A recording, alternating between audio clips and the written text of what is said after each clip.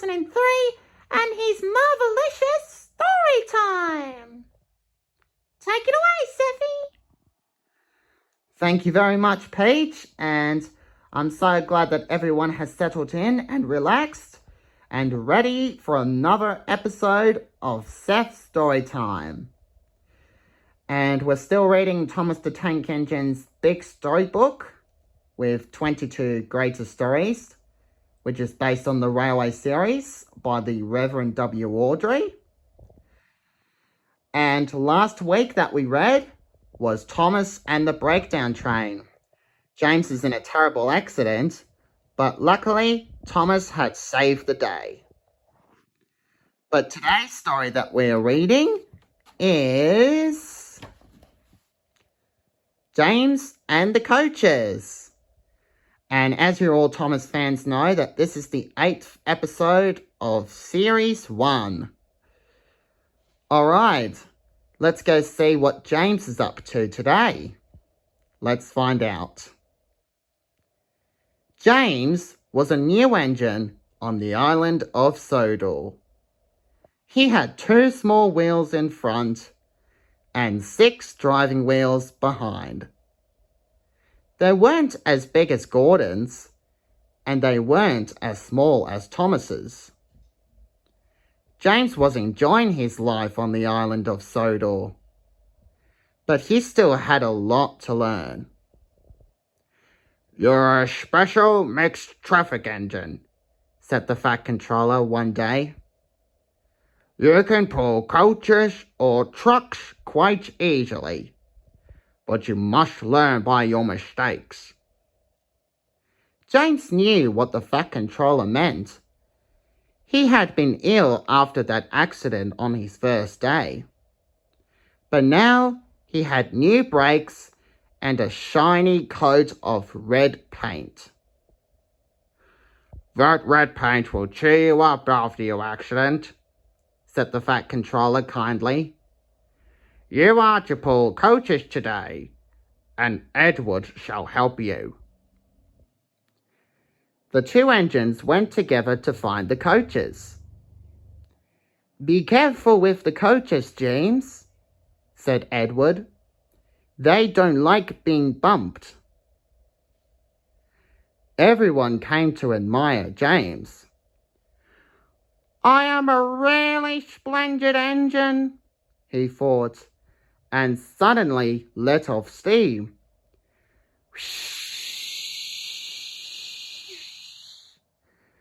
A shower of water fell on the Fat Controller's nice new top hat. "Oh dear, James, what have you done?" Just then, the guard blew his whistle, and James thought they had better go. Go on, he puffed to Edward. Don't push, replied Edward. The coaches were grumbling too. Don't go so fast, they said. But James didn't listen. Naughty James. He just misbehaves on the second day. What will the Fat Controller say about his top hat? Well, we'll find out sooner or later. But let's continue anyways. When at last they stopped at the next station, 2 coaches were beyond the platform and they had to go back to let the passengers out. Lots of people came to look at James's, and as no one seemed to know about the Fat Controller's top hat, James felt happier. Soon they came to the station where Thomas was waiting with his 2 coaches. Hello, James, said Thomas. Are you feeling better? Oh, that's my guard's whistle. I must go. Sorry, I can't stop. I don't know what the Fat Controller would do without me to run this branch line. And Thomas puffed off importantly. Edward and James ran past the field where James has had his accident. The fence was mended and the cows were back again. James whistled, but they paid no attention. They ended their journey and rested before setting off for home. James was still wondering what the Fat Controller would have to say about his top hat. The next morning, the Fat Controller spoke severely to him. "If you can't behave, I shall take away your red coat and have you painted blue." James didn't like that at all, and he was very rough with the coaches as he brought them to the platform. "Joe Chalk, come along," he called to them. James was cross that morning. The Fat Controller had spoken to him. The coaches had gone too slow, and worst of all, he had to fetch his own coaches.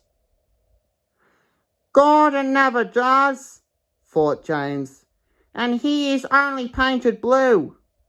A splendid red engine like me should never have to fetch his own coaches."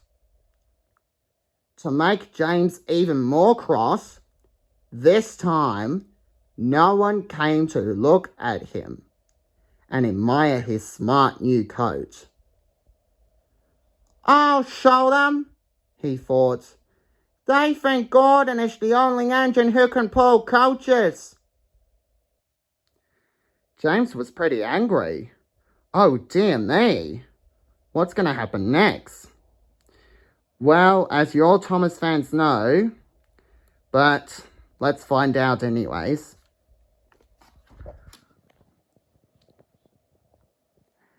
And as soon as the guard's whistle blew, he started off. "Hurry, hurry, hurry," puffed James. "You're going too fast, you're going too fast," replied the coaches, swaying from side to side. James laughed and tried to go faster, but the coaches wouldn't let him. "We're going to stop! We're going to stop!" they said, and James found himself going slower and slower. "What's the matter?" James asked his driver. "The brakes are hard on, leaking the pipe most likely," said the driver. "You've banged the coaches enough to make a leak in anything." The guard and the driver climbed down and looked at the brake pipes all along the train. "Well, how shall we mend it?" asked the guard. "We'll do it with newspaper and a leather bootlace," replied the driver. "Well, where is the bootlace going to come from?" asked the guard. "We haven't had one." "Ask the passengers," said the driver. So the guard made everyone step down from the train. "You have a leather bootlace there, I see, sir," he said to a smartly dressed man. "Please give it to me." "I won't," said the man.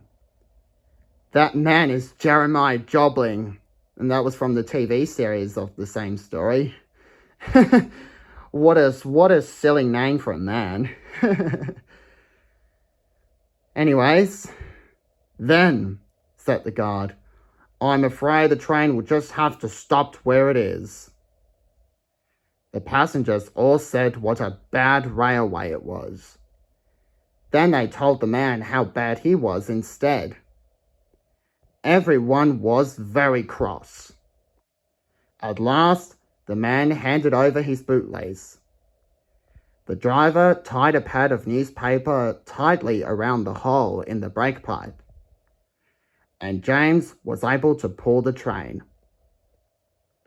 But he was a sadder and wiser James, and took care never to bump coaches again.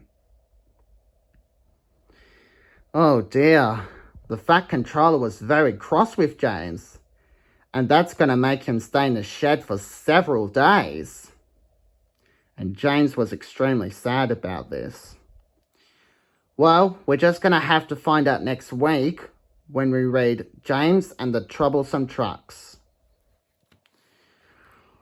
Alright, so thank you very much for watching, and I hope you guys you'll enjoy it.